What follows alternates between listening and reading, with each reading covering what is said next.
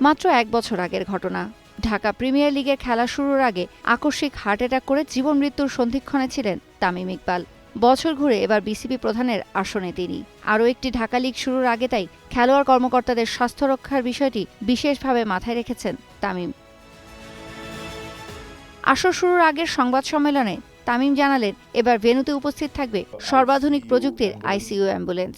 আপনি যদি লাস্ট 2 বছরের হিস্ট্রি দেখেন, আমার মনে হয় 4 থেকে 5 জন বা maybe a little more incident হয়েছে আমাদের মাঠে বা মাঠের প্রিমিসেসের মধ্যে। অনেকেই has loss their lives. I was extremely lucky to survive.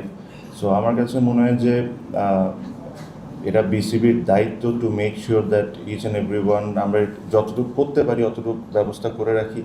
So আমাদের প্রতিটা মাঠেই কম বেশি অ্যাম্বুলেন্স থাকবে। আইসিইউ অ্যাম্বুলেন্স পাওয়াটা একটা চ্যালেঞ্জ। তারপরও আমার কাছে মনে হয় 4টা থেকে 5টা আইসিইউ অ্যাম্বুলেন্সের ব্যবস্থা করা হয়েছে।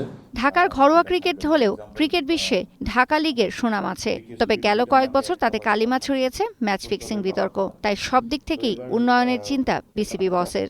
আমাদের বিসিবির তরফ থেকে প্রত্যেকটা টিমকে লাঞ্চও প্রোভাইড করছি।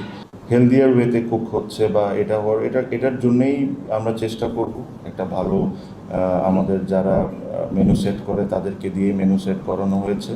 অ্যান্টি কারাপশনের যে রুলস অ্যান্ড রেগুলেশনস আছে, even the coaches and the coaching staff কারো কাছে কোনো ধরনের ফোনস থাকতো না। এটা একটা আইসিসি অ্যান্টি কারাপশনের অনেকগুলো রুলসের মধ্যে একটা রুলস পড়ে। সো এই জিনিসগুলো আমরা এবার থেকেই ইমপ্লিমেন্ট করা শুরু করছি।